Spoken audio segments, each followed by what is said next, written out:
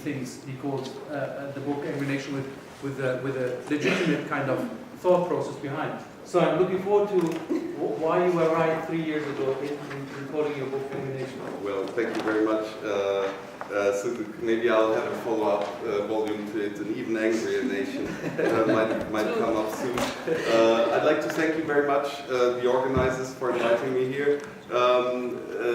Also because I've lived in the UK in Oxford for the last 13 years, and it's only this year that I'm actually based in Istanbul. So I've just arrived this morning, and it's the first time after a very, very long time outside Turkey that I've had a longer period of residence there, and the chance to look at it a bit from the inside. Also, to follow up on your introduction on how we came to know each other, there's another story which binds us, because we're both German Turks, if you so wish, and not only that, but also from two cities which are very close to each other, even though we didn't know it back then. So there's a lot which binds us there.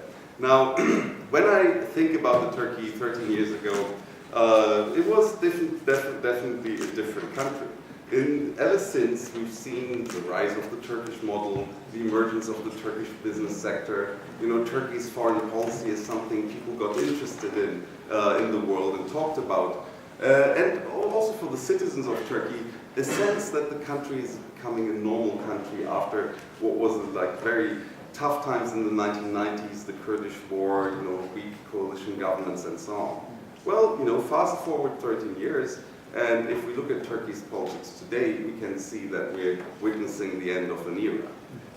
Like the discourse on Turkey's, debates on Turkey's model, this idea that there was a successful combination of social conservatism and globalization, democracy and Islam, all this sounds quite hollow today. We may even be witnessing, well, let's not say the end, but the suspension of Turkish democracy. And there are basically 4 questions, which the first 2 of which I would like to try to answer, and then the second 2 set of questions I'll leave to the discussion, and then probably also to Professor Tark to answer. Now, the questions I will try to answer is what are the causes and of the current crisis, and what are the triggers which has set it about, and what are the immediate impacts of the crisis in terms of government response and political futures.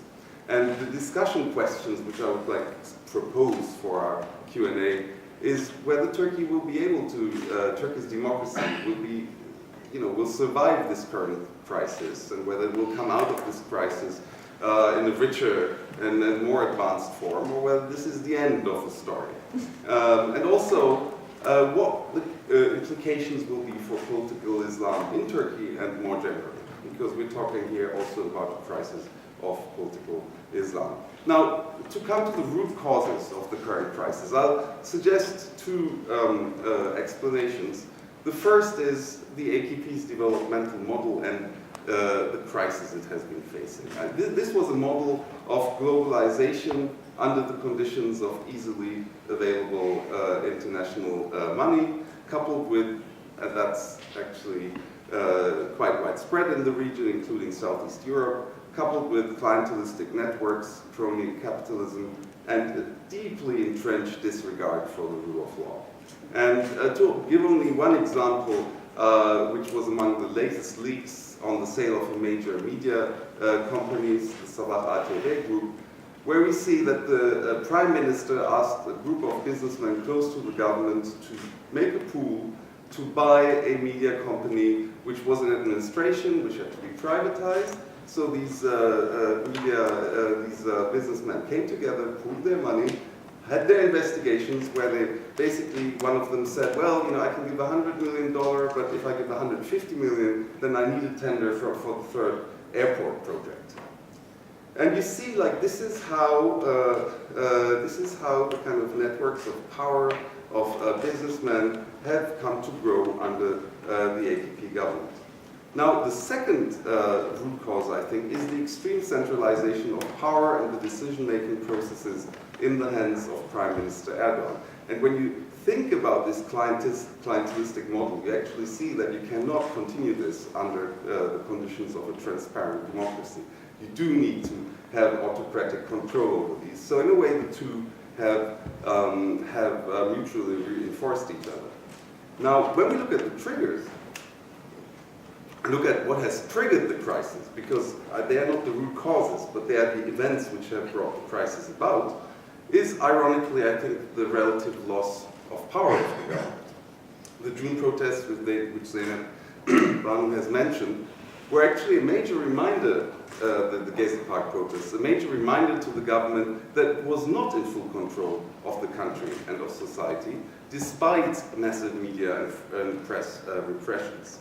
But more importantly, we have a break in the country's power alliance. And this is, I mean, there are a number of actors in it, but above all, the two most important Islamic movements of Turkey, the core cadres of the AKP, which is the Milli Görüş movement, you could say the Turkish sister organization of the Muslim Brotherhood with a slightly different outlook, not as radical, but feeling both ideologically and emotionally tied to the Muslim Brotherhood, and on the other hand, the Fethullah Gülen movement or the Hizmet movement.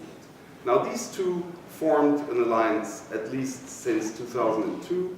Both are part of Turkey's political Islamic traditions, but they have different historical backgrounds, different operational strategies, and also different takes on things, because Gülen is much more globally operating, in educational businesses and so on. So they're better in reading the signs in the international debate.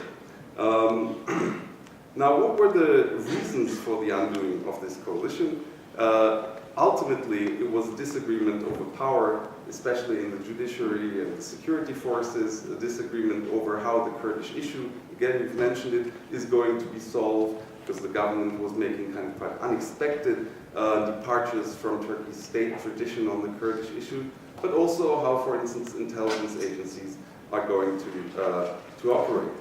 And we've seen the first kind of cracks in this coalition really over the last year, as you also said, in 2013. But it was the 17th December, the corruption investigations, and then another wave of investigations which were then aborted, which really marks the beginning of the war between these two blocs in Turkish politics. There's a general understanding that prosecutors and policemen close to this Hizmet movement were at the forefront of the investigations. I'm in no position of confirming that, but it would not be surprising if this was the case. The investigations and the leaks may indeed have been politically motivated and have a lot to do with the fact that this coalition has gone apart. Yet the files and phone tapping records which are now circulating in Turkey are indeed shocking.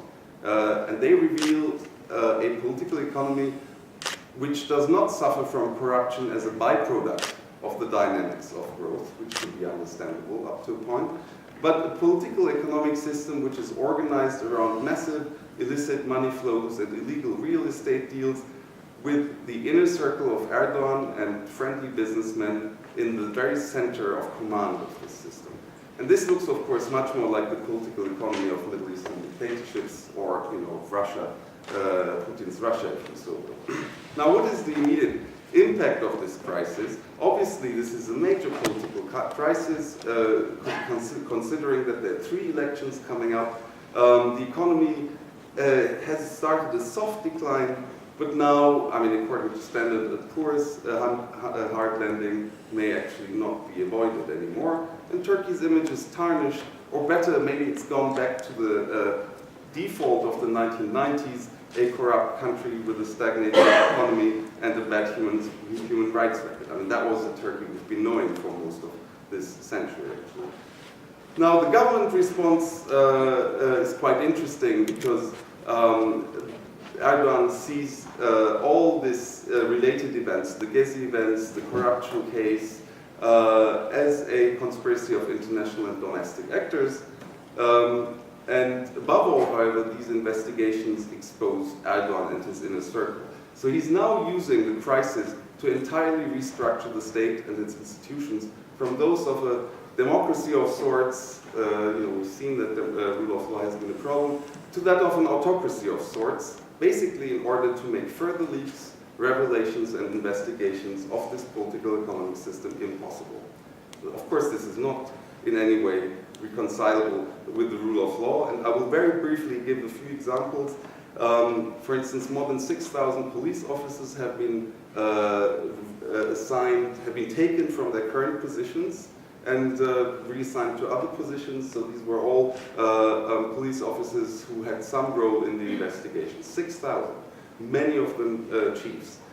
All prosecutors of the 17th December investigation have been taken off the cases, and the investigations have now been practically suspended.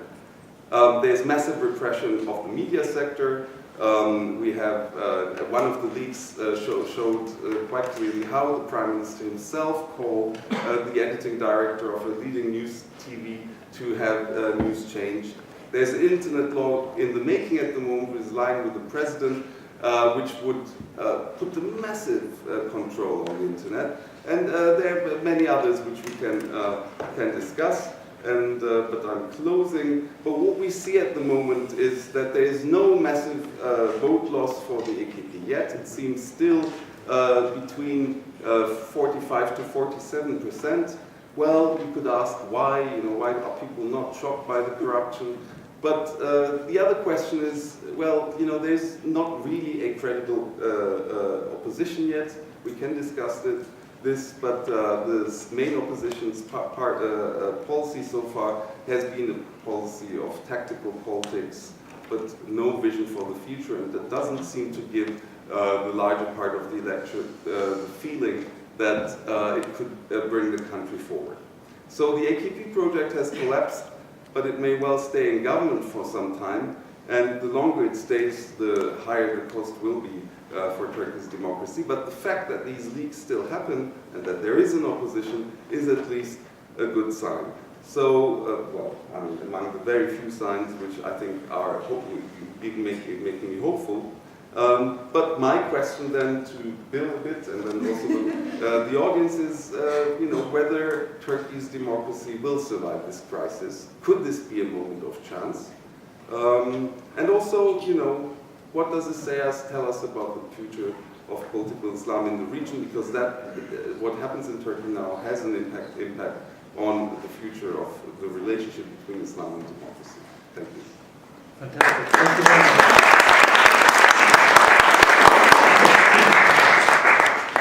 Absolutely fascinating. Thank you very much. Let's straight move on to you, Dr. Bilkar. Okay, thank you. First of all, thanks for the invitation.